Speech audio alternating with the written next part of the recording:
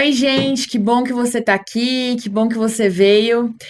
Meu nome é Larissa, eu ajudo aqui com Novas Gerações e Família. E hoje a gente tá aqui na CCJ com uma convidada muito especial. A gente tava preparando esse momento já tem alguns meses e a gente tá aqui junto com a Lívia. Seja bem-vinda, Lívia. Muito obrigada, Lari. Muito bom ter você aqui junto com a gente, fico muito feliz mesmo. Eu também estou muito feliz. E eu queria que você se apresentasse, falasse aí um pouco de você, contasse um pouco aí por que você tá aqui. Bom, meu nome é Lívia, eu tenho 32 anos, eu sou psicóloga e sou mestre em análise do comportamento e já há 10 anos eu trabalho com populações com desenvolvimento atípico, especificamente com autismo. Então, estamos por aqui. Muito bom. E essa é uma necessidade, né, gente, que a gente começou a pensar de falar um pouco mais sobre os neuroatípicos. E hoje a gente vai falar especificamente mesmo sobre o autismo. E é um tema muito importante, assim, né? Muito relevante para a gente conversar e falar. Então, a primeira coisa, Lívia, eu acho que a gente precisa saber é o que é isso, né? O que é o neuroatípico e o que é o autismo? Hoje, a definição mais recente fala sobre neurodivergência. Então, neurodivergência são pessoas que têm um funcionamento cerebral e cognitivo diferente daquilo que seria esperado. Nesse guarda-chuva, normalmente está incluso o autismo, o TDAH, dislexia. Então, assim, você vê que são condições não visíveis, né, mas que alteram o funcionamento do cérebro da pessoa e como que ela percebe o mundo e se comporta no mundo. O autismo, especificamente, é um transtorno do neurodesenvolvimento, que ele vai ser marcado aí por dificuldades nas interações sociais em diferentes níveis, por o que a gente chama de padrões rígidos, repetitivos, estereotipados.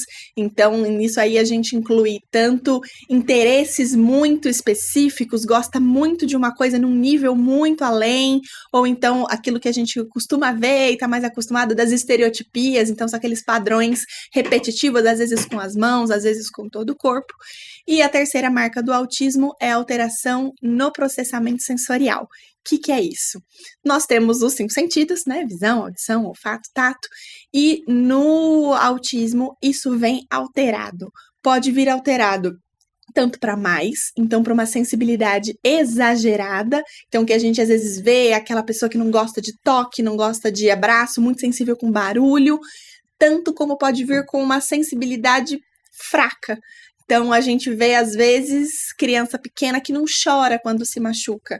Vai descobrir aí depois que a mãe vê que machucou, mas gente, o que aconteceu? Nem chorou, porque essa sensibilidade está alterada e isso acaba gerando uma busca também por eles. Então são esses 3 pilares que estão no autismo. É importante dizer que não é uma doença, então não tem cura, mas tem tratamento, e e é uma coisa que a gente não vê, não existe cara de autismo. Qualquer pessoa que você esteja cruzando aí na rua ou cruzando no seu dia a dia pode estar inclusa no espectro, e a gente chama de transtorno do espectro autista por essa questão de uma variabilidade muito grande nesse quadro que a gente observa. Então a gente tem desde quadros muito leves, com alterações bem pontuais, em que a pessoa vai precisar de muito pouca ajuda, até casos mais severos, que é o que a gente está mais acostumado a ver na mídia, em filmes e tudo mais, que são aqueles casos mais pervasivos, que vai precisar de um suporte maior, às vezes vai precisar de adaptações muito mais significativas no seu dia a dia. Então, por isso que a gente chama de espectro, mas está todo mundo ali dentro do mesmo barco. Muito bom.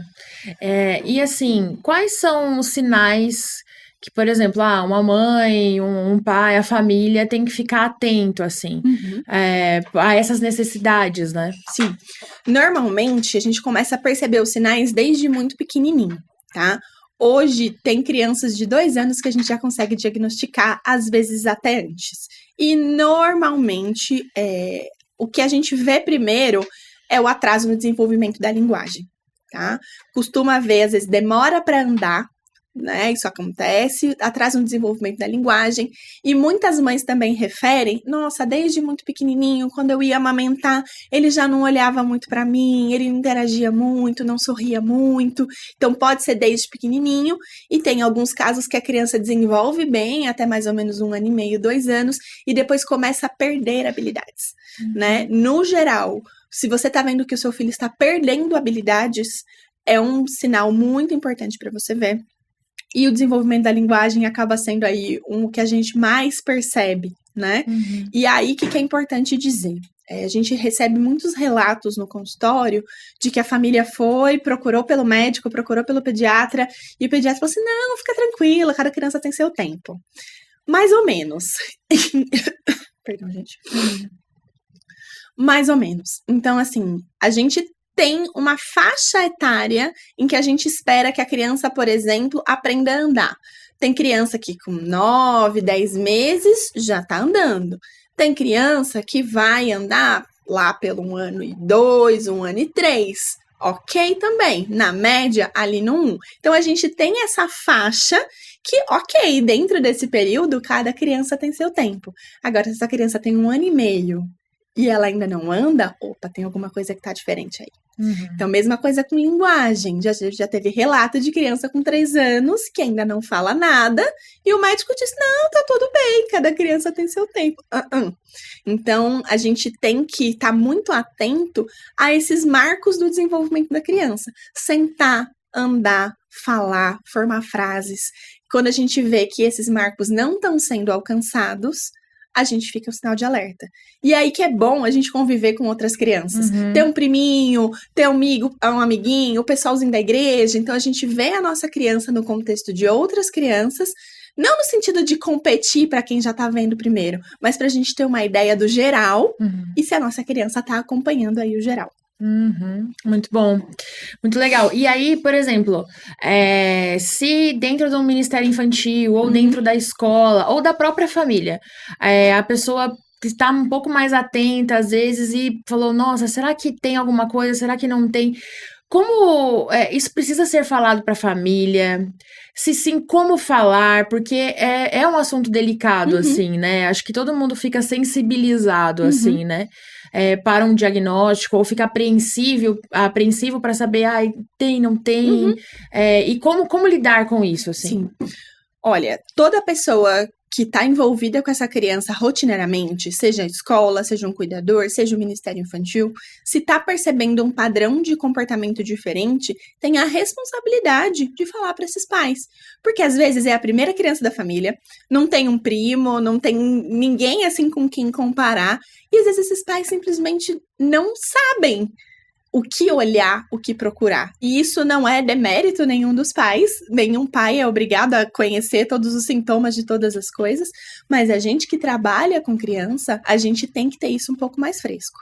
E aí, a melhor maneira é chamar no particular, sentar e conversar. Olha, tô percebendo esse comportamento no seu filho. E isso não quer dizer automaticamente que vai ter um diagnóstico, né? A gente falou da questão do atraso da fala. Nem todo atraso da fala é autismo. Então, pode ser diversas outras questões. Mas se a gente está percebendo um atraso, se a gente está percebendo que essa criança não está interagindo com as outras crianças da maneira como a gente espera, que a brincadeira dela, de repente, é um pouco diferente, ao invés dela pegar o carrinho e brincar com o carrinho, ela faz a fileirinha ali dos carrinhos. Opa, eu preciso comunicar isso para os pais. Porque aí, os pais podem ter a chance de ir conversar com um profissional que vai olhar para isso com as ferramentas certas, que vai ter o conhecimento específico e que vai poder dizer para os pais, não, isso aqui a gente ainda está dentro, ou, poxa, acho importante a gente avaliar um pouco mais. Então, assim, toda vez que a gente percebe, e acho que é importante, assim, dizer, pessoas do convívio geral, tá? Porque eu vivo, assim, mais próximo, tá? Não saia dando pitaco na vida da criança que você não conhece. Eu vi ali passando, não sei. Você não sabe realmente, né? Então, isso fica para as pessoas que estão ali convivendo com essa criança no dia a dia. E que tem aí essa capacidade. Sempre no privado, sempre com delicadeza, com muito amor. Sim, sim. Essa história do pitaco, ela é muito importante, né? Sim. Porque, olha, desde que eu fiquei grávida, por exemplo, meu Deus, eu escuto tanta coisa. E tanta coisa que deve, não deve fazer, etc. Então, isso que você tá falando, das pessoas que estão no convívio, que estão realmente acompanhando essa criança e Sim, tal, é muito importante. E essa empatia, né? Essa sim, empatia, porque realmente é algo que tem que ser falado de forma sim, delicada e gentil, né? E sim. carinhosa, né? E se você não tem intimidade com os pais dessa criança, você pode buscar alguém que tenha, né? Então, por exemplo, aqui na igreja a gente tem você como referência aí da nova geração. Então, eu vi um negócio ali diferente, ao invés de eu chegar com uma mãe que talvez eu não tenha tanto contato, procura a Lari, por Uhum, exemplo, que é alguém que tem ali mais proximidade. A Lari estava observando fulaninho, assim, assim, assim. Vocês já perceberam? uhum. E aí deixa as pessoas darem encaminhamento. Vamos evitar dar pitacos não Sim, solicitados para as mães. muito bom essa é dica importante. E aí, você tá falando desse lance dos profissionais, tal. Uhum, Como que é feito esse diagnóstico, assim? Que eles vão fazer com a criança? uhum. Como que vai ser essa conduta? Tá. Quem bate o martelo do diagnóstico é um neuropediatra, tá? Ou se for um diagnóstico na idade adulta, um neurologista. Tá? Mas, embora o médico ele possa olhar para a criança, bater o olho e falar, putz, é autismo, um bom médico vai encaminhar você para fazer uma avaliação com o psicólogo. Tá? Então, normalmente a criança chega primeiro na psicologia, ou às vezes ela pode, por exemplo, foi atrás de um atraso de fala com a fono e a fono encaminhou para a psicologia. E a gente tem uma série de instrumentos e testes que a gente aplica com a criança. Tá? Então, atividades que a gente vai fazer ali com a criança para que a gente possa observar esses padrões de comportamento. E a gente tem uma série de entrevistas que a gente faz com os pais para entender o contexto, a história de vida e como é que as coisas estão acontecendo. Dependendo da idade, a gente conversa também com a escola. Então, a gente vai juntando essas informações e tendo essas informações em mão, desde que elas cumpram aqueles pré-requisitos diagnósticos, que não, a gente não inventou, tá lá no manual diagnóstico, aí a gente indica a probabilidade de autismo. E aí o médico que vai chancelar e que vai dar o laudo e falar, não, beleza, é autismo mesmo, e vai encaminhar para as terapias. As mais comuns é a terapia, é a psicologia, né, a fonoaudiologia, a terapia ocupacional, e aí essas são as três que mais acontecem, mas costuma ter também psicopedagogia, fisioterapia, musicoterapia, e aí tem várias outras possibilidades que a gente tem, dependendo da necessidade de cada criança. Mas o diagnóstico ele vem por uma avaliação psicológica que depois é chancelada pelo médico. Sim, isso é legal. Isso é legal porque cada caso é um caso, né? Sim, E aí cada ser humano tem a sua peculiaridade, a sim. sua característica, né? E é importante saber assim que não tem um exame de sangue que a gente faz que dá positivo e negativo. Então, muitas vezes, já aconteceu comigo de diversos casos. Chega a criança, a gente olha e a gente fala, ó, tá com cara, mas não dá pra gente bater o martelo 100% agora. Vamos mandar pra intervenção, a gente coloca nas terapias, vê como é que a criança reage e daqui a um tempo a gente reavalia. E isso ficou muito comum na pandemia, porque Uhum. as crianças que nasceram durante o período da pandemia foram muito expostas a telas. E isso, assim, não é culpa de ninguém, Uhum. mas é uma situação em que a gente estava e que gerou um contexto ali de uma exposição, de uma estimulação para as crianças que em muitos casos não foi suficiente. Então chegou para a gente para avaliação muita criança que a gente olha e fala, pô, não tá legal. Mas a gente manda para intervenção 6 meses de terapia, a criança tá outra. A gente fala, pô, então beleza, não era um diagnóstico, era falta de estimulação. Um bom profissional, se ele não tem 100% de certeza do diagnóstico, ele não vai te falar. Ele Uhum. vai deixar em risco, vai indicar intervenção e a gente reavalia, tá? Mas é importante saber disso. Não tem positivo e negativo. Tem um olhar treinado de um profissional que vai olhar e ver se enquadra. Porque aquilo que a gente falou do espectro pode ser do muito leve ao muito severo. Então, por isso que precisa ser um profissional treinado, capacitado e experiente. Sim. Isso que você falou da pandemia, muitos professores também, eu ouvi bastante Uhum, relato disso, de que as crianças, assim, uma criança que sabia, a maior parte da turma já sabia fazer isso, hoje já não sabe porque teve esse atraso da pandemia. Sim. E o próprio convívio com outras crianças, que ajuda muito no desenvolvimento, acabou não tendo, Sim. obviamente, por causa da pandemia. E isso fez com que atrasasse muito do desenvolvimento das crianças, principalmente também o próprio social, né? Sim. A gente vê isso não só com as crianças, mas também com os adolescentes, que teve uns ali que passaram praticamente a adolescência toda sem ter aquele contato e aquele convívio que é necessário, né? Sim. Mas aí, por exemplo, beleza, tem um laudo, chegamos à conclusão, temos um laudo. Isso resume a pessoa, como que isso funciona? O diagnóstico, ele é só um pedacinho. Ele vai te explicar por que daqueles padrões de comportamento que a gente está observando. Então, ele vai explicar por que aquela criança não aceita comer certos tipos de alimento, vai explicar por que ela prefere brincar sozinha do que com outras crianças, vai explicar por que ela gosta tanto de dinossauro, gente, só aceita dinossauro, nunca vi. O diagnóstico, ele explica, tá? Mas, é aquilo que você falou, cada criança é um ser individual.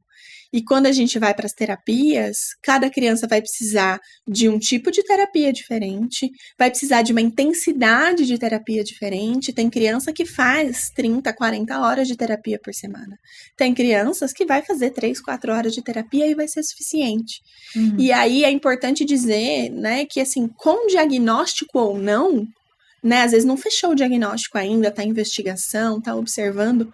Dentro das terapias, pro terapeuta, isso não faz muita diferença, porque a gente vai olhar para qual a necessidade daquela criança. A gente tem instrumentos específicos, por exemplo, para a gente descobrir onde que estão essas pequenas falhas do desenvolvimento, o que ela deveria estar sabendo fazer que ela ainda não sabe. E aí a gente vai treinar aquilo para ela, o que ela precisa para se desenvolver.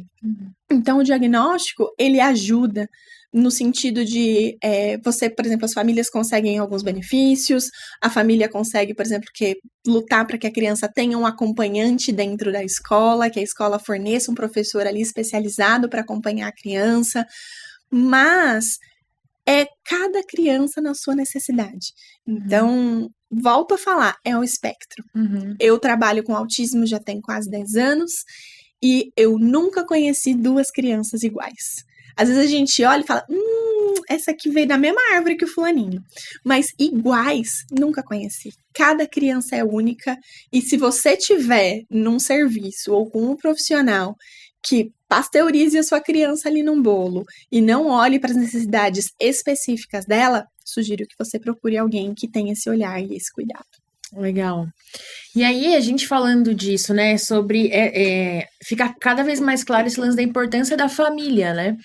Como a família lida com isso. Então, de novo, né, é um tema sensível, de todo mundo que eu conheço, né, que tem filhos que têm qualquer tipo de neuroatípico ou autismo, principalmente no começo ali, é um tema sensível à família, né? Sim. E aí, o que eu queria perguntar para você?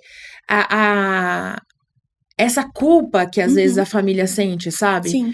Eu sinto muito nos relatos, assim, que fica assim, meu Deus, o que eu fiz de errado? Será que eu fiz alguma coisa? Será que eu não dei tanta atenção? Porque também tinha um mito em relação a isso, né? Que a forma como a criança foi criada e tratada, isso desenvolveu nela. E aí eu percebo muito, assim, essa culpa dentro da família. O que você falaria para essas famílias, assim? Tá. Eu acho que uma primeira coisa é a gente esclarecer que, embora a gente ainda não saiba com toda certeza o que causa o autismo, a gente tem muita certeza sobre o que não causa o autismo.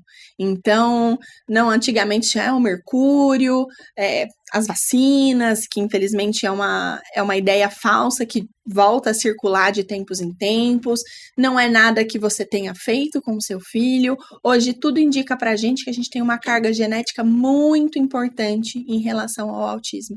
Então, não é sua culpa que seu filho seja autista. E aí, falando de neurodivergência no geral, não é sua culpa que seu filho tenha TDAH, seu filho não é mal educado, ele não tá precisando que você seja mais severa com ele, dislexia não é falta de esforço. Então, não são questões ambientais. É lógico que a maneira como a gente vai encarar isso faz diferença no alcance do potencial que essa pessoa vai ter, apesar do diagnóstico, tá? Uhum.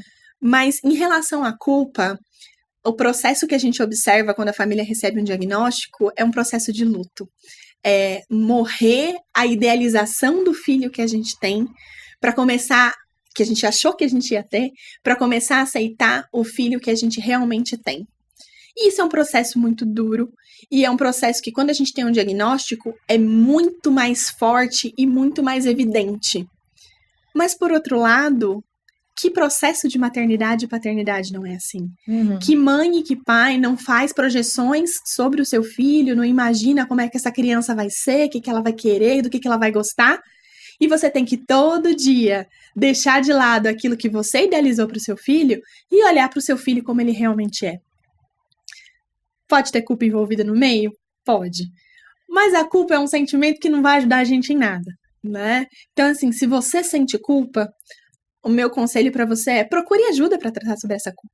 Procure um auxílio psicológico, procure uma terapia, procure um aconselhamento. Muitas clínicas oferecem o treino parental também, orientação de pais, então como lidar com a sua criança no seu dia a dia.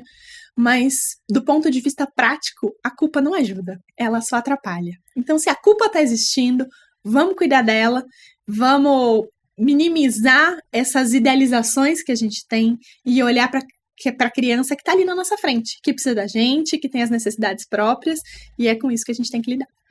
Muito bom. Então, praticamente, o primeiro passo é aceitar, né? Sim.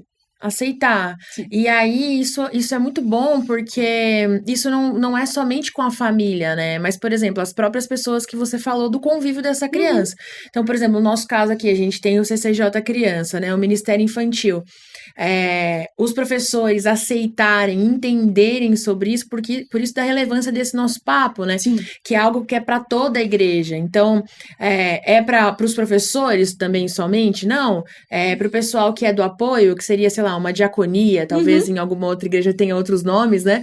Mas para o pessoal que está como suporte aqui, que recebe as pessoas, recebem as famílias, também é importante. Então, essa aceitação e esse entendimento, essa desmistificação que a gente está tentando fazer aqui, trazer aqui, né, do autismo, isso é muito importante para que essa criança ou esse adulto ele seja acolhido, seja entendido e ele se torne funcional, né? Ele consiga frequentar os lugares que ele quer, que a família tá junto, e isso seja da melhor forma possível para todos, né? A gente tem que abrir espaço para que pessoas que funcionam diferente daquilo que a gente espera possam estar junto com a gente. Sim. A gente vem de uma mentalidade de, sei lá, 50 anos atrás, que a melhor maneira de lidar com quem era diferente era isolar. Então, você cria escolas separadas, classes separadas, hospitais, onde essa pessoa vai passar o resto da vida dela. E hoje a gente trabalha, graças a Deus, numa mentalidade de inclusão, que é de trazer para perto e permitir que essas pessoas não só estejam junto com a gente ali presencialmente, mas que elas possam desfrutar de tudo aquilo que a gente desfruta, porque elas também têm esse direito. Sim. Então, o primeiro passo é a aceitação mesmo. E aceitar pra gente que, mas eu não tenho nenhum autista na minha família, não tem nada a ver comigo. Tem, porque a gente tem uma incidência hoje na população mais ou menos de 1 a cada 45, 50 crianças, varia um pouco de região para região. É muita gente. É muita gente. Então, não é uma coisa que tá alheia. Você, inevitavelmente, vai cruzar com alguém que tem esse diagnóstico. Então, não adianta ficar em negação, não adianta achar que isso não tem nada a ver com você, tem a ver com você, e a sua postura diante dessa pessoa pode fazer a diferença, por exemplo, de uma mãe se sentir confortável e vir e frequentar a sua igreja, ou ela nunca mais aparecer. Sim, eu acho que essa é uma preocupação muito real, assim, né? De ter o suporte mesmo, né? Como que a gente pode ser suporte para essas famílias? Como que a gente pode acolher essas famílias cada vez melhor? E aí você falou desse lance da inclusão, né? Então a gente tá falando aqui dessa importância de falar sobre isso. E aí, qual seria o primeiro passo, assim? Ah, olha, a gente quer pensar sobre inclusão, a gente já entendeu a importância disso. Qual o primeiro passo que você daria, assim, por exemplo, para uma igreja? Eu chamaria essa família para conversar. Sentaria com ela e assim, ó, queria conhecer seu filho. Me conta sobre seu filho. E permitir que a família fale e você escutar, diante disso, quais são as dificuldades dessa criança e quais também são as potencialidades dessa criança. Porque o autismo, ele não é só sobre aquilo que a criança não sabe fazer, né? Mas às vezes tem a capacidade, por exemplo, de aprender sobre certos temas ou de uma determinada maneira, que às vezes vai aprender mais rápido do que outras crianças. Então a gente tem que entender qual que é o funcionamento dela. Então, ela tem alguma limitação sensorial? Então, assim, nossa, ela não pode com barulho alto repentino de uma vez. Pô, a gente não vai fazer atividade de estourar bexiga dentro da sala. Uhum. Então, é entender quais são os pontos sensíveis em relação àquela criança. E a partir disso, a gente sentar como equipe e discutir, ó, como que a gente pode fazer para incluir? Né? Como que a gente pode fazer para que esse ambiente seja agradável para essa criança? Uhum. Às vezes, né, a gente pensa no Ministério Infantil, tudo colorido, tudo cheio de muita coisa, e para algumas pessoas isso pode ser extremamente desconfortável. Uhum. Quer dizer que a gente nunca vai poder ter nada colorido? Não. Mas talvez a gente precise ter um ambiente onde essa pessoa possa ir lá para se acalmar, se regular, se reorganizar e depois voltar para o convívio junto com outras crianças. É entender que essas pequenas questões não são frescura, não é que a criança é mimada, não é falta de nada dos pais, é uma necessidade real que essa criança tem. Então, se eu escuto o que os pais têm para me dizer e levo isso a sério, poxa, a gente já está dando um passo gigantesco. Porque, infelizmente, é muito comum ainda encarar as necessidades especiais como frescura. Uhum. E aí a gente está de novo excluindo ao invés de incluir. Muito bom, muito legal. E aí, só pra gente entender bem legal, quando você fala, por exemplo, de níveis de suporte, Uhum. né? Porque você falou isso, os ambientes talvez tenham que mudar, Uhum. A forma de fazer talvez tenha que mudar. Uhum. Isso vai depender de cada característica. Uhum. E aí eu acho que isso entra muito também nos níveis de suporte. Uhum. O que é nível de suporte 1, 2 e 3, né? Isso. Antigamente a gente falava em autismo leve, moderado, pervasivo. Hoje esse linguajar já caiu. A gente fala nesses 3 níveis de suporte. Nível 1 é aquela pessoa que vai precisar de auxílio pontual em algumas tarefas. É o que a gente antigamente chamava de autismo leve. Então, a pessoa que vai conseguir fazer basicamente tudo que outras crianças de desenvolvimento típico fazem, mas com apoio pontual aí em algumas coisas. Quando a gente fala vai para o nível 2, a gente aumenta a quantidade de suporte que essa criança vai precisar. Talvez ela não consiga, por exemplo, sair de casa se a gente não tiver passado a rotininha com ela muito certinho. Talvez pequenos imprevistos vão levar ela a se desorganizar com mais intensidade. Ela vai precisar de mais intervenções aí no dia a dia. E quando a gente chega no nível 3, aí realmente são aquelas crianças que muitas vezes não conseguem se comunicar de maneira efetiva, que têm necessidades aí de estar acompanhada praticamente o tempo todo, que vão precisar de auxílio para comer, para ir no banheiro, para fazer as atividades.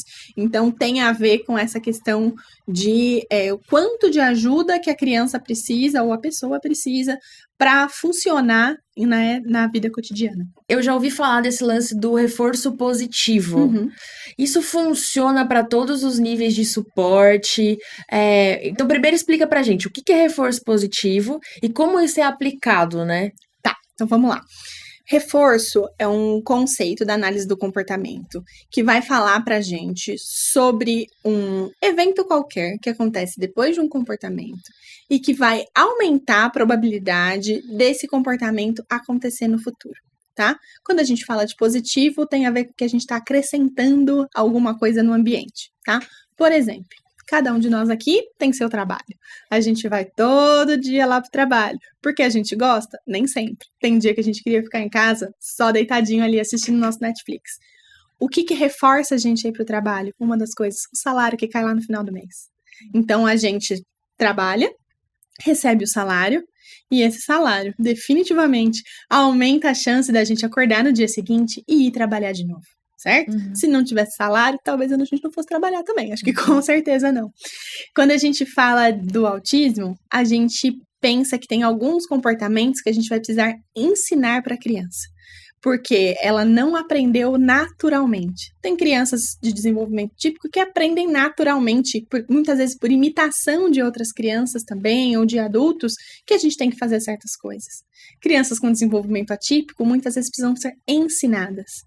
E, gente, para ensino não tem jeito. A gente vai ter que fazer uma negociação ali. A gente vai ter que, tipo, faz um pouquinho aqui do que eu preciso e eu deixo você ter acesso aqui um pouquinho do que eu preciso. Eu preciso mostrar para a criança que, beleza, show, acertou.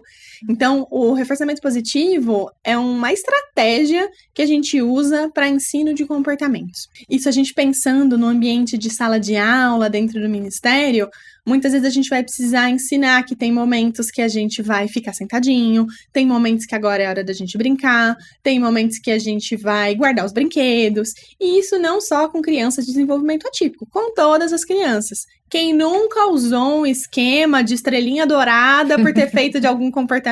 Reforçamento positivo, gente. Uhum. Então, assim, é uma coisa que acontece diariamente, o tempo todo ali nas nossas relações. A gente já faz isso dentro da sala de aula, só não sabe o nome. Uhum. Então, a gente vê esse nome técnico relacionado ao autismo porque a gente tem que trabalhar com ensino de habilidades mais específicas. Mas é uma coisa que está no nosso dia a dia aí o tempo todo. Isso é bem legal, porque aí a gente também pode puxar um pouco do nosso papo que a gente tá falando, porque isso é mimar, isso é não ter pulso firme, e na verdade não, né? Na verdade é como a gente pode sinalizar para as crianças que aquilo foi legal, que o que ela fez foi muito bom e que o caminho é por aí, né? Isso é uma forma de ensinar. Sim, porque o oposto seria ensinar pela punição. Então, se você não fizer o que eu quero, você não vai ter acesso àquilo que você gosta. Só que assim, o que a literatura aponta pra gente é que a punição, ela é um jeito muito ruim de ensinar. Porque você só suprime aquilo que a criança não deveria fazer e não ensina nada de novo no lugar. Fora que, quando a gente trabalha pela punição, isso gera colaterais emocionais. A criança, ela às vezes vai ficar com medo de você. Às vezes ela não vai querer mais ir pra classe assim, porque tudo perde, tudo não gosta, né? E a punição, gente, ela só funciona quando o agente punidor tá presente. Quem nunca viu a criança que na frente da mãe é um chuchuzinho, faz tudo, a mãe saiu, a criança apronta todas. Então, a punição, ela só vai suprimir aquele comportamento temporariamente. O que a gente quer é não só falar o que a criança não deve fazer, mas ensinar o que ela pode fazer no lugar que vai ser mais adequado, que está dentro do nosso padrão de convívio, dentro do que aquele ambiente pede. Então, por isso que a gente usa o reforço positivo como estratégia de ensino e evita, ao máximo possível, pelo menos deveria evitar o uso da punição. E isso não significa não dizer o que não é para ser feito, não, né? Não, de maneira nenhuma. E eu acho que é aí que às vezes tem muita confusão. E isso é um método que você me falando me veio à cabeça, assim, em Efésios, que quando ele narra assim, olha, aquele que roubava, não roube mais. Só que o texto não para por aí. O texto fala, agora trabalhe e divida, e compartilhe, e doe. Sim. Aquele que mente, não minta mais. Só que aí o texto também não para aí. Fala, fale a verdade. Então, eu acho que esse como a Bíblia é linda, né? Assim, né? E ela ensina a gente a fazer isso, que não é para dizer o que não é para fazer, mas não colocar nada no lugar é deixar um vazio. Então, assim, ok, não é pra fazer isso, então... Faço o quê? Faço o quê, né? Então, é muito legal, porque a Bíblia sempre coloca algo no lugar. Então, não é pra mentir, mas... Sim. Então, agora fale a verdade. Sim. Não é pra roubar. Agora, você trabalha e compartilha com as pessoas. E ainda doa, e ainda divide. Sim. Esse é o comportamento que a gente quer ter, né? E que vai gerar vida na gente. Então, eu acho que é muito legal. E aí, dentro disso, desse conceito, eu acho que você comentou com a gente já sobre, se ele não souber a rotina certinha do que vai acontecer, isso pode causar um estresse e ele se desorganizar, né? Sim. Essa criança se desorganizar. Você poderia falar um pouco mais, assim, especificamente sobre rotinas? Porque é algo que a gente está trabalhando para começar a implementar dentro do Ministério Uhum, Infantil. E eu acho que seria muito importante uhum. essa pauta aqui. Sim, vamos pensar então. Quando eu falei lá no comecinho sobre sinais e sintomas, eu falei sobre padrões rígidos, repetitivos e estereotipados, tá? Uma grande característica que a gente percebe no autismo é essa rigidez cognitiva, tá? O que isso quer dizer?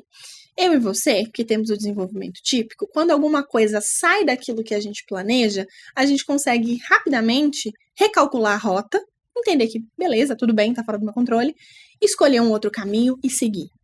A rigidez cognitiva é como se acontece alguma coisa fora da rota da tilt, da tela azul, sabe? Você trava, você não sabe muito bem o que fazer. Então, essa rigidez, ela aparece em diversas maneiras. Então, por exemplo, eu falei da brincadeira ali estereotipada. Então, eu pego o carrinho e eu enfileiro. Porque eu não sei que outra coisa eu posso fazer com esse carrinho além de enfileirar. É uma rigidez. E um dos pontos onde mais pega essa rigidez é com rotina. Então, as crianças que estão no espectro, elas costumam ser muito apegadas a fazer as coisas numa determinada ordem e de um determinado jeito, tá? E ajuda quando a gente dá previsibilidade. Então, e isso, gente, previsibilidade não é restrito ao autismo, tá? Qualquer criança que você tenha na sua casa, se você dá previsibilidade para ela sobre as coisas que vão acontecer, você vai ver que a sua vida vai melhorar assim, muito, muito. Porque elas também estão desenvolvendo a flexibilidade cognitiva delas. Isso é o que a gente desenvolve. É só que no autismo isso é muito mais difícil da gente desenvolver, tá? Então, o que a gente costuma fazer? A gente prepara rotinas visuais para ajudar a criança a entender o que vai acontecer. E por que rotinas visuais? Porque uma outra característica do autismo é a dificuldade com o pensamento abstrato. Se eu estou aqui te falando, ó, Lari, a gente vai terminar aqui, a gente vai sair para almoçar, depois a gente vai para casa e vai assistir um filme. Você consegue imaginar essas coisas na sua cabeça com facilidade. Para uma criança que está no espectro, é difícil esse processo, né? Eu não consigo pensar no abstrato. E para crianças no geral, gente, pensamento abstrato vai desenvolver 10, 11 anos de idade. Então, assim, tudo que a gente usa como ferramenta visual facilita no entendimento.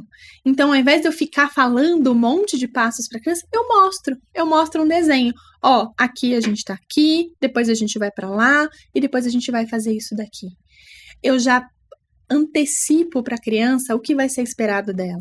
E isso é bom, tanto para as coisas que ela gosta de fazer, então, porque às vezes a gente vai poder, sei lá, brincar de um brinquedo que eu gosto, mas não vai poder ser agora, tem que esperar um pouquinho. Então ela sabe, ó, tá lá, vai acontecer, só vai ter que fazer isso e isso antes. Isso é bom. Tanto para coisas que a criança não gosta tanto de fazer. Então, vai ter que sentar e fazer uma atividade de papel. Não é uma coisa que a criança gosta. Mas, ó, a gente vai fazer atividade de papel, mas depois, olha só que legal aqui que a gente vai fazer essa outra coisa. Então, a rotina, ela vem para antecipar o que vai acontecer e dar tempo para que a criança se organize até chegar nesse momento. Então, não é incomum crianças que estão habituadas com rotina olhar a rotina diversas vezes, repetir para si mesma a rotina diversas vezes, é uma maneira de ajudar a criança a se organizar para aquilo que ela vai ter que enfrentar. É um pensamento muito ruim do adulto esperar que qualquer criança, seja ela com diagnóstico ou não, aceite tudo com paz, tranquilidade do coração e ainda dizendo obrigada, papai, por me fazer as coisas que eu não quero fazer, porque isso vai construir o meu caráter. Não vai, tá? Não vai. As crianças não vão gostar de tudo aquilo que a gente propõe. Só que tem coisa que não é negociável. Banho, gente. Tem muita criança que não gosta de tomar banho. Dá pra ficar sem tomar banho? Não dá. Uhum. E o que a gente faz? A gente facilita pra criança. Pra ela entender, pô, vai ter hora do banho. A gente vai terminar de assistir o desenho que a gente tá assistindo. A gente vai tomar o banho. Sei que você não gosta, mas o banho vai ter que estar lá. E depois a gente vai ler uma historinha juntos. Dá tempo pra criança se organizar para aquilo que ela não gosta de fazer. Gente, a gente que é adulta, às vezes precisa se organizar, às vezes vai precisar encontrar com alguém que a gente não gosta, vai ter que ir almoço na casa de um parente, e a gente já vai desde o dia anterior. Bom, beleza, eu vou, tá? Mas combina com o marido, a gente vai ficar meia hora, tá? E depois a gente vai embora. O que é isso? Além da gente estar dando previsibilidade pra gente mesmo e dando tempo pra gente se organizar. A gente faz, só que a gente faz de cabeça. A criança vai precisar de um apoio visual. E é isso que a rotina faz. Nossa, muito legal. E aí, uma coisa que eu fiquei na dúvida, para fazer essa rotina, quando eu busquei na internet assim, rotina, aí tinha uma com fotos e outras com desenhos. Sim. E aí eu pensei, nossa, qual será que é o melhor? Porque eu não. Como você tá falando desse lance da rigidez, aí eu fiquei pensando, tá, mas se eu coloco essa foto, será que ele vai pensar assim, tem que ser exatamente este potinho azul? Será que então o desenho não seja melhor? Aí você pode esclarecer isso pra gente? Você matou a charada logo de cara, Lari. É bem isso. Então, assim, muitas das rotinas, elas são feitas a partir de ferramentas de comunicação alternativa, tá? E fazer um parênteses rapidinho. Para crianças ou pessoas que não conseguem falar verbalmente, existem sistemas de comunicação que são por meio de figuras e que a pessoa consegue se comunicar através dessas figuras. Às vezes são figuras mesmo de verdade, numa pastinha e tal. Às vezes é num tablet, por exemplo, que ela vai selecionando. Né? Então, são métodos de comunicação alternativa, são suportes para que a pessoa consiga falar quando ela não é verbal. Tá? Então, para essas imagens de comunicação alternativa, tem um padrão. Então, é um tipo específico de desenho, tem um escrito que vai num lugar específico, de um jeito específico. Normalmente, a gente já aproveita esse mesmo padrão para construir as rotinas. Tá? Por isso é importante conversar com a mãe da sua criança que frequenta o seu ministério para entender o que essa criança já está acostumada a usar. E a questão da foto é exatamente isso. Então, por exemplo, vamos supor que eu vou colocar lá a imagem do suco. Se eu coloco a foto de um suco de laranja, vai servir só para o suco de laranja. Tem criança que vai conseguir flexibilizar? Tem. Mas tem muita criança que vai ficar só no suco de laranja. E aí você cria um problema ao invés de criar uma solução. Então, quando é desenho, é mais generalizável. A criança consegue entender que isso vale para outras coisas, tá? Às vezes com treino, às vezes sem treino. Então, normalmente a gente usa desenhos, tá? E vai colocando isso numa determinada ordem para mostrar. O que é importante? Acesse os pais dessa criança. Pergunte como que ela faz, como é que funciona, o que ela já está acostumada, para a gente só pegar o mesmo padrão que ela já usa na escola, já usa na clínica e trazer para dentro da igreja. Legal. E isso também, então, deve valer para contar as histórias bíblicas, né? Então, por exemplo, se o personagem é Jesus e ele está de branco com uma faixa vermelha, Jesus não pode, de repente, vir de verde, né? Às vezes, e aí assim, depende, tá? Vai ser muito mais fácil você olhar para o Jesus de branco com a faixa vermelha. Ó, Jesus, bateu, fechou. Mas o que a gente sempre faz em terapia é justamente procurar quebrar esses padrões rígidos. Então, se fosse dentro da minha terapia, eu ia apresentar Jesus de todas as cores do arco-íris. Para ela aprender o que é de fato o conceito ali de Jesus. Jesus é esse cara aqui, não é a roupa que ele tá usando. Mas, às vezes, dentro do Ministério Infantil, quando a gente tem um tempo limitado e um contato limitado com a criança, se a gente repete os mesmos símbolos e os mesmos conceitos que a gente está tentando ensinar, você facilita o aprendizado, com certeza. Sim, eu acho que é um caminho, né? Facilitar para eles. E aí, Lívia, uma outra coisa também que eu fiquei muito curiosa foi sobre essa integração sensorial. O que é isso? Tá. Lembra lá no comecinho, quando eu falei da dificuldade no processamento sensorial? Então, que os nossos sentidos, eles são alterados, né? A nossa percepção dos nossos estímulos são alterados. A integração sensorial é a terapia que vai ajudar, entre outras coisas, mas principalmente, a criança aprender a modular esses estímulos, tá? Então, vamos pensar, por exemplo, uma das coisas que costuma ser muito alterado é o vestibular, é a parte do equilíbrio da criança. Então, quando a gente vê a criança se balançando assim, é a busca por um estímulo vestibular, desse balanço que vai me ajudar a me regular. Dentro da terapia, você é exposto a esses estímulos de diferentes maneiras, com o suporte adequado da terapia ocupacional, porque quem faz integração sensorial é a terapia ocupacional, para que a criança aprenda a lidar com esses estímulos. Então, por exemplo, criança que às vezes não aguenta com areia, que a areia ali é um negócio difícil e aí não aguenta no parquinho da escola. Dentro da terapia, ela vai se dessensibilizando ali com aquela areia, ela vai aprendendo a tolerar aquele estímulo, ela vai aprendendo a explorar o mundo, às vezes, apesar daquele estímulo. Então, a terapia de integração sensorial, ela é muito importante, porque além da questão, assim, ó, pensar em questão de tato, roupa incomoda, etiqueta incomoda. Tem criança que não aguenta ficar de manga comprida, e aí vai esfriando o tempo, as mães ficam tudo louca, porque a criança não consegue botar um casaquinho. A questão do barulho, então muitas crianças precisam, por exemplo, usar um abafador para diminuir um pouco esse ruído e conseguir estar ali mais em paz.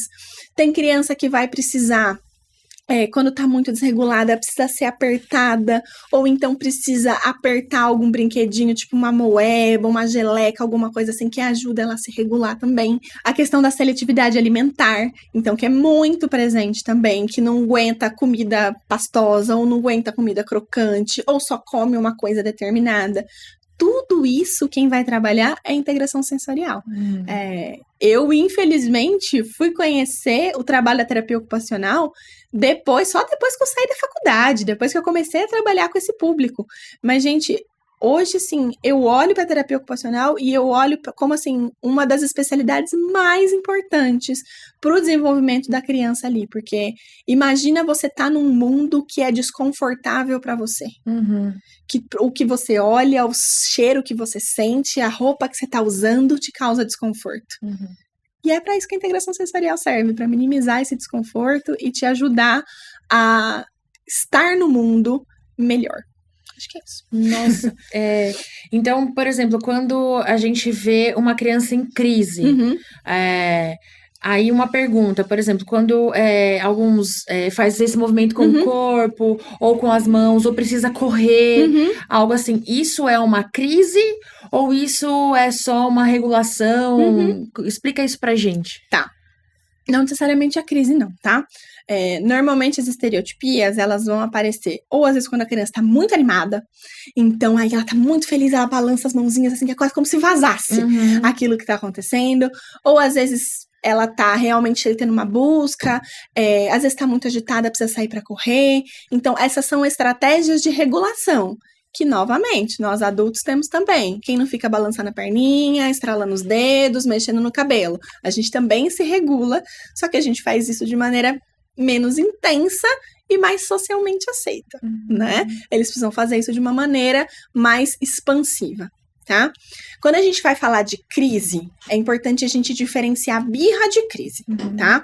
A birra, como é que eu sei que é uma birra? A criança tá lá, chorando, esgoelando. Se eu der para ela o que ela quer, a birra passou. Então, é isso, assim, a birra, ela vem quando eu quero uma coisa específica, eu escuto um não, ou eu sou frustrada de alguma maneira, eu queria ir agora brincar de massinha, mas agora tá na hora de ir embora. Abre o berreiro. Se eu der massinha pra criança, acabou o problema. Isso é uma birra. A crise, ela realmente é uma desorganização muito maior, que aí você pode oferecer o mundo para a criança. Não vai passar. Tem crise que evolui de birra. Então, às vezes, começa como uma birra, a criança se desorganiza a tal ponto que ela se perde ali no meio, tá? E a crise, ela é muito intensa. Normalmente, não tem muito que a gente possa fazer, né? Ali tem que esperar passar. Às vezes tem algumas estratégias e quem passa isso é a terapia ocupacional para ajudar a criança a se regular, se organizar, mas não é incomum que depois de um episódio de crise a criança deita e dorme, porque é a exaustão, é realmente o corpo ali desorganizou, é uma coisa física, deu tilt geral, normalmente passou, deita e dorme. Então, assim, quando é birra, precisa ser alinhado com os pais quais estão sendo as estratégias para lidar com essa dificuldade de frustração, tá? Quando é crise, precisa ser alinhado com os pais quais são as estratégias para ajudar a criança a se regular e se acalmar, tá? Seja como for, o que a gente precisa é garantir que a criança não vai se machucar. Tá? Essa é a principal preocupação que a gente tem que ter, seja em birra, seja em crise, é garantir que a criança está segura. Então, às vezes, se ela está num ambiente que ela possa se machucar ou machucar outras pessoas, a gente retira desse ambiente. A gente leva para um outro lugar onde ela possa se acalmar com mais segurança, onde ela possa ser acolhida, onde ela possa, mesmo que for uma birra, a gente precisa acolher essa birra da criança. Então, a gente precisa ir para um ambiente calmo, sem distrações, onde a gente possa lidar com isso. Mas esse é um caso que precisa ser conversado com a família desde o começo. Né? Naquela primeira conversa, chama a família para conversar, pergunta sobre birra, pergunta sobre crise, para que a gente possa seguir as mesmas estratégias que já estão sendo utilizadas, tá? Birra é um negócio assim que se a gente mete a colher sem saber, a gente piora. Então, sempre alinhar com a família. Legal. Então, para alinhar, por exemplo, com o pessoal que está participando do Ministério Infantil e está como voluntariados, vocacionados que estão ali. Toda vez que eles tiverem essa necessidade, seja porque estão muito felizes ou estão se regulando, não é algo que a gente deve falar, para com isso, por que você está fazendo isso? Mas tem que dar esse tempo para que eles consigam, porque, na verdade, isso ele só tá tentando se regular, voltar, ficar tranquilo e tal, né? Sim. Estereotipia não é uma coisa que a gente suprime, tá? Em terapia, tá? Isso é muito importante, porque tem que ser um profissional que saiba exatamente aquilo que ele está fazendo. A gente vai lidar com a estereotipia quando ela impede que a criança faça outra coisa que ela precisa muito. Então, por exemplo, ela tá na escola, ela precisa fazer uma atividade, mas a estereotipia é muito mais legal do que a atividade, porque isso dá um feedback imediato. Se eu tenho, por exemplo, uma questão vestibular e eu tô me balançando, eu tenho feedback imediato ali daquela sensação. Às vezes é muito mais gostoso do que eu engajar numa atividade que é difícil para mim, tá? Então, aí, talvez seja uma questão com que a gente tenha que lidar, mas quem vai fazer isso é o terapeuta. Pensando no ambiente, dentro de igreja, com tempo limitado, com pouco contato com a criança, num conjunto com outras, deixa a estereotipia correr, tá? A não ser que a família te dê uma orientação específica sobre isso. Mas, no geral, a criança precisa dar uma andada, deixa dar uma andada. A criança está se balançando, deixa balançar, tá? A não ser que isso esteja colocando ela ou outras crianças em risco, ou que você tenha uma instrução específica da família, a gente não mexe em estereotipia. Sim. Então, a intervenção, ela só ocorre realmente, por exemplo, se ela estiver em risco, colocando outras pessoas em risco, e aí é tirar ela desse ambiente para tentar protegê-la e tentar ajudá-la a se acalmar e aquilo passar, né? Se precisar, tá? Porque às vezes ela fica muito feliz e tá ali estereotipando. Passou, e tá bem. Às vezes ela vai precisar dar umas voltas em torno da mesinha, passou, tá bem. Né? A gente tem que observar também, estereotipia não necessariamente é sinal de desconforto, não necessariamente é uma coisa ruim. Ela vai estereotipar ali o que ela precisa, passou. Se tiver alguma coisa diferente disso, sempre conversar com a família e entender quais são os padrões dessa criança e quais são as necessidades dessa criança específica. Legal, muito bom, muito bom. Isso já dá muitos panoramas aqui, né?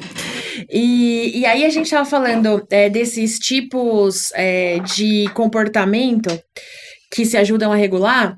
E aí, uma vez eu vi uma caixinha que tinham várias coisas ali para criança, que a família trouxe, várias coisas ali para criança.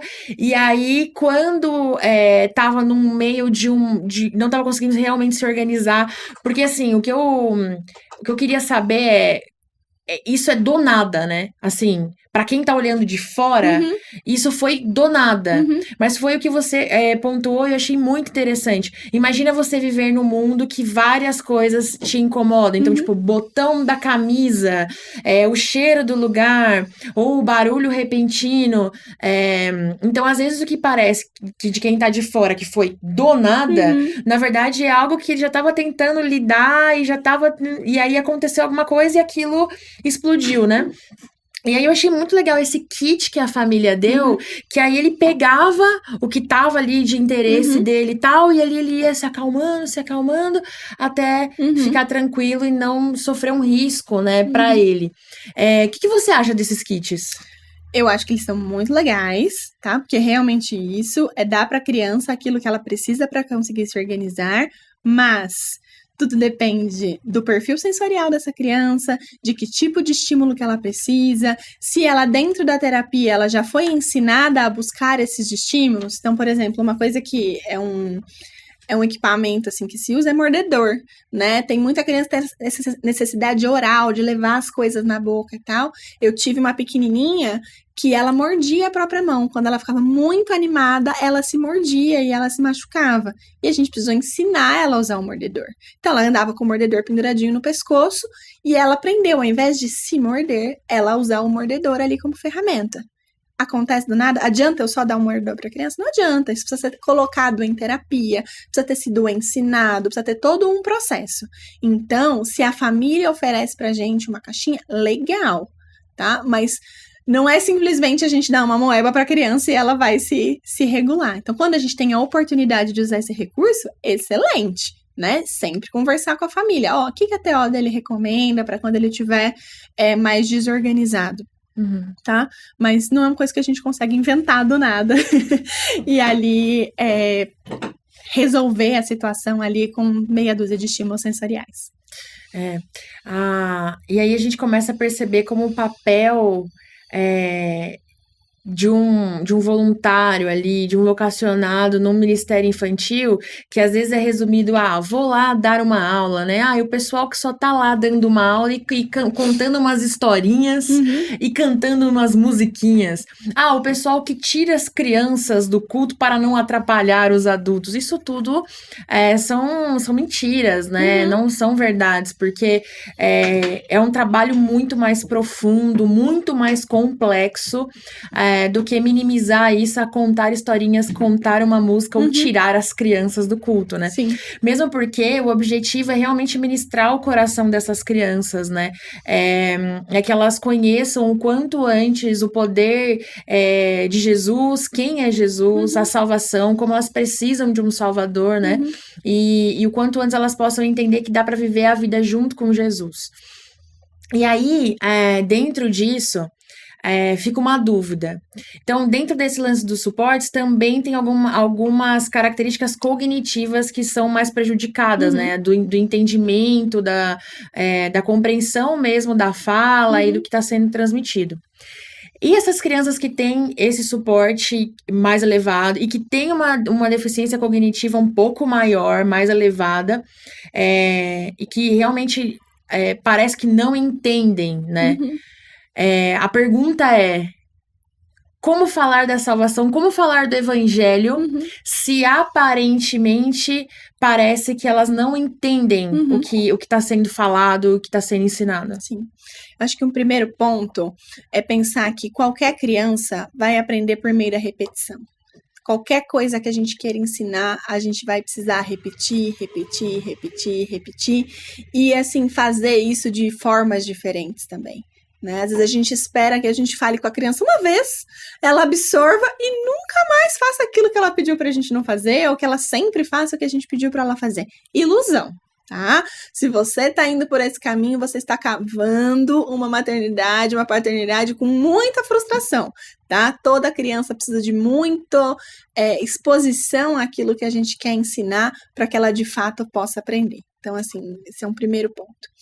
Um segundo ponto é que o nosso papel não é converter ninguém. Quem converte é o Espírito Santo. Qual que é o nosso papel? Nosso papel é falar sobre o amor de Deus, falar sobre o plano redentor. Nosso papel é amar as pessoas, as crianças que estão ao nosso redor. E o nosso papel é testemunhar daquilo que a gente está falando. Então, a maneira como a gente vai alcançar essas crianças, a partir do momento em que eu amo essas crianças que estão ao meu redor, eu vou querer demonstrar isso para ela, eu vou continuar falando. Às vezes a gente tá falando, a gente acha que a criança não tá ouvindo, e aí dá uma semana a criança retoma o que a gente falou, a gente fala, o quê? De onde que você tirou essa ideia? E as crianças estão ouvindo aquilo que a gente tá falando. Então, a gente não pode desistir delas, a gente tem que continuar trazendo elas para perto, a gente tem que continuar falando e expondo e contando e mostrando. E eu acho, Lari, que tem uma questão que às vezes a gente fica muito preocupado com a teoria. Nossa, né? Como é que vai ser a salvação dessa criança que não tem a capacidade aí para compreender as difíceis doutrinas do evangelho, né? Mas assim, a nossa postura dentro da igreja, como é que tá sendo? Eu fico de boa quando eu tenho uma criança que dá um grito ou que tá correndo durante o culto porque ela precisa fazer isso para se regular? Como é que é a minha postura quando eu sei que tem uma criança com necessidades especiais na classe do meu filho? Então, às vezes eu sou super a favor da inclusão, desde que não seja na sala do meu filho, porque vai atrapalhar o aprendizado dele. Então, esse tipo de postura faz muito mais diferença para a gente conseguir alcançar essas crianças do que uma grande estratégia teórica de como falar. É como que a gente vai viver com essas pessoas, como que a gente vai trazer elas para perto, como que a gente vai acolher essas famílias. Volto a falar, a gente tem que estar preocupado com essa criança? Tem, mas e com a família dessa criança? Essa família já passa por muita coisa. Ela está sendo cuidada espiritualmente também? Como que essa família vai ser cuidada espiritualmente se a criança dela não pode frequentar a classinha? Então, são essas coisas que a gente tem que pensar. O que vai transformar o coração dela é o Espírito Santo, e isso não está sob nosso controle. Seja com uma criança com um diagnóstico, seja com qualquer pessoa à nossa volta. Nosso papel é testemunhar, nosso papel é amar, e o nosso papel é falar da maneira como a gente consegue, da maneira como a gente tem acesso ao que ela vai entender e fazer o nosso melhor. O resto é com Deus. Isso é incrível, né? É um dos mistérios, né, da salvação, assim, né? Que realmente não é nosso papel, né? Não é nosso papel converter ninguém, não é nosso papel colocar na cabeça de ninguém nada, né? Mesmo porque a gente fala do evangelho como uma experiência, né? E como relacionamento, é algo a ser construído e ser revelado. Uhum. E é isso que você falou, acho que achei muito legal, assim. A gente como corpo de Cristo, ser realmente o corpo de Cristo, né? Então, aonde o corpo de Cristo chegava, coisas aconteciam, né? Uhum. Só a presença dele ali, ele já mostrava com atitudes, com atos, como amar e como acolher e como não julgar, como respeitar. E eu acho que a gente agora é o corpo do Cristo, né? Sim. As mãos, os pés do Cristo, o olhar do Cristo, o sorriso do Cristo. Então, a nossa vida realmente transparecer isso é o que vai fazer a grande diferença, né, com as famílias e com as crianças. E é lembrar que essa família é deixada de lado em todos os outros círculos que ela frequenta. Essa família sempre vai ter que lidar com discriminação, com preconceito, com exclusão. E aí a gente não pode permitir que esse padrão se repita dentro da igreja. Senão, que diferença que a gente tem para o resto do mundo? Exatamente. Não tem. A gente tem que ser o primeiro a querer acolher, a querer cuidar, a querer aliviar a carga desses pais, a pegar essas crianças, amá-las do jeito que elas são, do jeito que elas estão. Esse que é o nosso papel. A gente tem que ser diferente do padrão do mundo. Inclusive, e acho que principalmente nisso, quem é excluído e deixado do lado de fora, né, da nossa igreja, tem que ser a quem a gente mais quer acolher, quem a gente mais quer trazer para perto, para quem a gente mais tem que mostrar exatamente o que quer ser corpo. E a gente, vamos combinar, eu e você, a gente, né, posso não ter as minhas estereotipias, posso não aqui, mas, pô, não sou fácil. Também preciso ser amada e ser cuidada. Às vezes a gente tem tanto assim paciência, sabe? Com aquele irmãozinho que faz aquele negócio. Mas não, poxa, né? Tadinha, a gente não tem um pingo de paciência com uma criança. Então, o nosso papel tem que ser esse. É acolher quem está sendo excluído lá fora. Sim. Então você que é membro da CCJ, você escutou esse recado. Então, se você vê alguma criança tendo qualquer tipo de estereotipia, uma crise, acolha essa família, seja sensível a esse momento, seja delicado com esses pais, ofereça suporte, ofereça ajuda, cuide para que essa criança não se machuque. Esse é o nosso papel como igreja, né? E você que é voluntário do CCJ Criança ou voluntário de qualquer outra área, porque a nossa ideia é que isso não fique só resumido no CCJ Criança, mas que toda a igreja tenha essa conscientização. Então, você que é do apoio, você que é dos outros ministérios, a gente vai ter um treinamento específico no dia 6 de abril, manhã, a partir das 9 horas da manhã, e a gente espera você aqui pra gente conversar e você poder ver esse conteúdo e poder tirar todas as suas dúvidas num bate-papo especial junto com a Lívia, e eu sei que vai ser bênção, vai ser incrível, então você não pode ficar de fora, já coloca na sua agenda, vai ser especial. E no dia 30, que vai ser uma terça-feira, última terça-feira do mês de abril, às 7 horas da noite, nós vamos ter também uma roda de conversa aberta para todos. Então, se você tá vendo esse podcast, você não é da CCJ, não importa, a gente quer ter você aqui junto com a gente e a gente vai criar esse ambiente de acolhida, de escuta e de troca sobre esse tema, os neuroatípicos e, em especial, o autismo, porque, afinal de contas, esse mês de abril é um mês de conscientização sobre o autismo e a gente não quer ficar de fora disso, a gente quer falar sobre essa pauta importantíssima e fazer diferente, fazer diferente. Quem não sabe, aprende. É isso aí. Quem não sabe, aprende pra fazer diferente.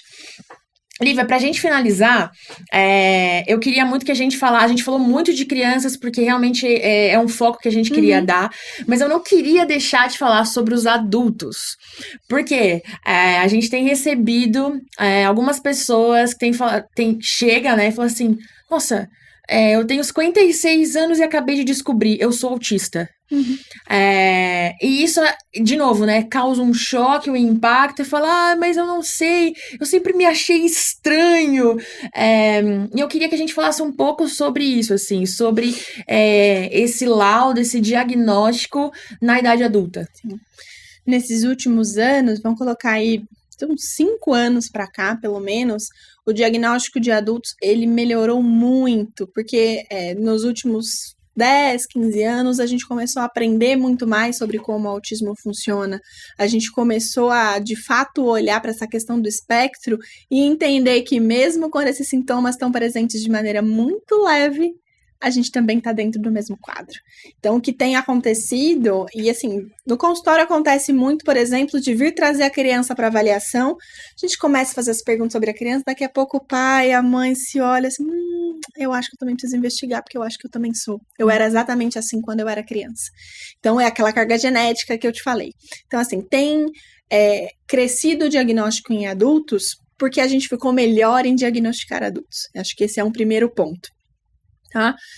Um segundo ponto é que quem tem quadros com suporte menor, ali de nível 1 de suporte, que é o que a gente chama de autismo leve, consegue perceber as próprias dificuldades, consegue perceber a própria inadequação e consegue ele mascarar os seus sintomas, as suas dificuldades, as suas necessidades para se adequar socialmente. Né? Então, assim, é muito comum, chega pra gente, não, a minha esposa fala que eu sou uma pessoa meio sem noção, que eu não tenho muito filtro, que eu falo as coisas que eu não devia, mas eu não entendo por quê, que assim, eu falo assim, ela me olha feio, mas eu não sei.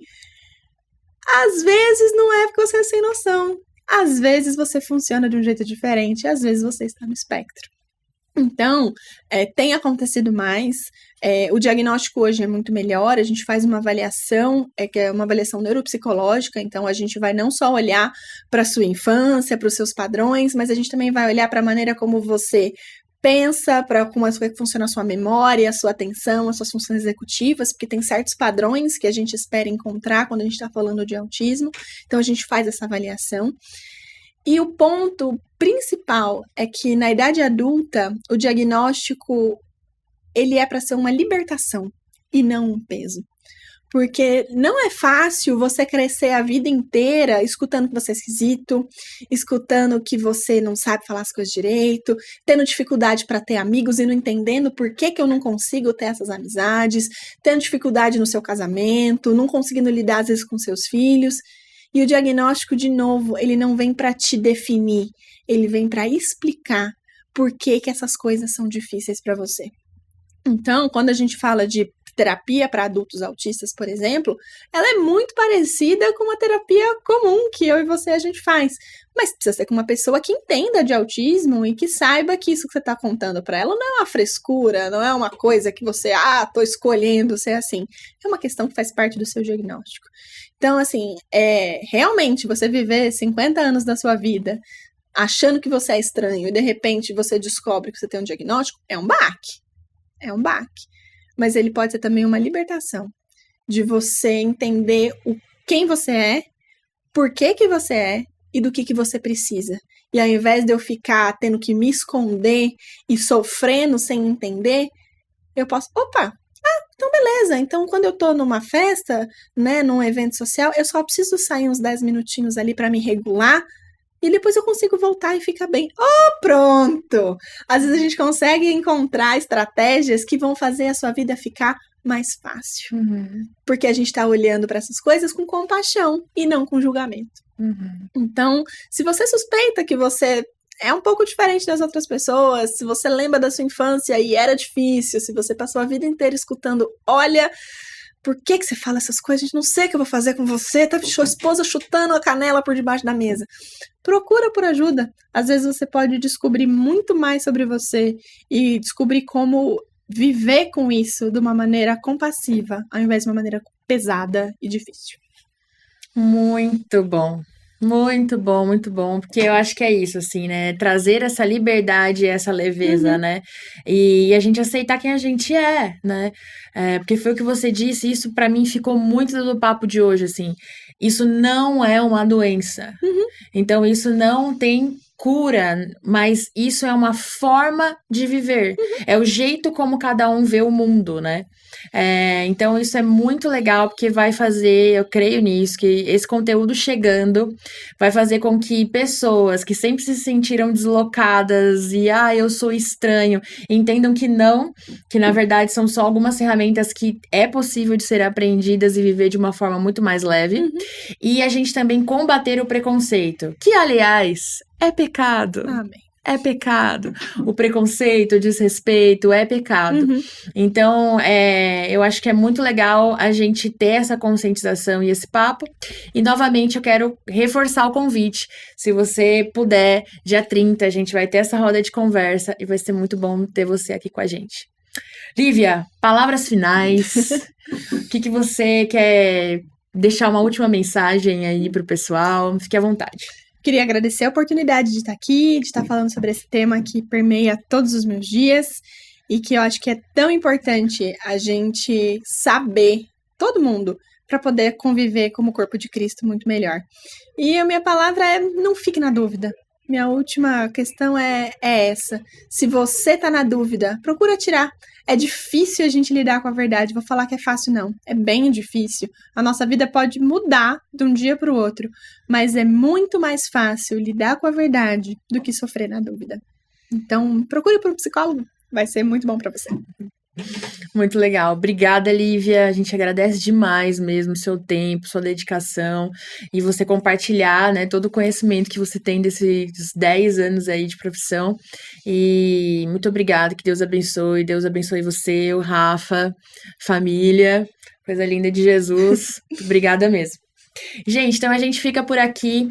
Muito obrigada por você ter ficado aqui com a gente. E se ficou qualquer dúvida e se você quiser falar com a gente vai deixar também aqui o nosso contato. Se você quiser ajuda, quiser conversar, quiser ter um momento, a gente fica aqui em Jundiaí. Então a gente quer poder contribuir com a sua vida espiritual dentro disso, e qualquer acompanhamento e tal, a gente também pode orientá-los, né, com tipos de terapia e médicos e tudo mais, tá bom?